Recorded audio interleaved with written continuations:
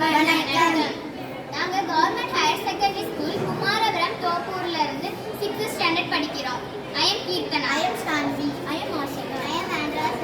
I am சிவாயி. எல்லார் வீட்லயும் fridge இருக்கும். அதுல வந்து ரொம்ப கரண்ட் எல்லாமே செலவாகுது. அதுவும் இல்லாம அதுல இருந்து ஒரு குளோரோ ஃப்ளோரோ கார்பன் கேஸ் வந்து வெளியேறுது. அதனால ஓசோன்ல ஓட்டை கூட விழ வாய்ப்பு இருக்குது. அதை வந்து நம்ம தவிர்க்கிறதுக்காண்டி நம்ம ஒரு களிமண்ணால செஞ்ச ஃப்ரிட்ஜை நம்ம இப்போ பார்க்க போறோம். இதுக்கு தேவையான பொருட்கள் என்னென்னலாம்னா களிமண், அட்டை, தேங்காய் நார், கோகோபீட் இதெல்லாம் தேவைப்படும்.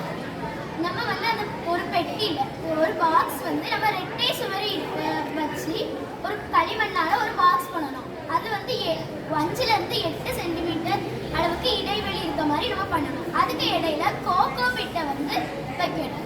அது வந்து கோகோபீட் எதுக்காக வைக்கிறோம்னா அதுல இருக்க வந்து ஹீட்டை வெளியேயும் கிடைக்காது உள்ளேயும் கிடைக்காது. அதுக்காக அந்த கோகோபீட்டை நம்ம வைக்கிறோம். அதுக்கு மேலே நம்ம கார்ட்போர்டை வச்சு நம்ம அதை க்ளோஸ் பண்ணி கவர் பண்ணி வச்சுக்கணும். அதில் நம்ம பெயிண்ட் அடித்தோம்னா அது ஃப்ரிட்ஜ் மாதிரியே இருக்கும். வெளியே இருக்க வெப்பநிலையை விட அந்த ஃப்ரிட்ஜுக்குள்ள இருக்கிறது வந்து 10 டிகிரி கம்மியாக தான் இருக்கும். இதோட பயன்கள் என்னன்னா இதை யூஸ் பண்ணுறதுனால நமக்கு எலக்ட்ரிசிட்டி வேஸ்ட் ஆகாது, காசும் மிச்சமாகும். ஆனால் நம்ம சாதா ஃப்ரிட்ஜில் முட்டை, கீரை, உருளைக்கிழங்கெல்லாம் வைக்க முடியாது. ஆனால் நம்ம களிமண்ணால் செஞ்ச ஃப்ரிட்ஜில் அந்த ஒரு பானையில்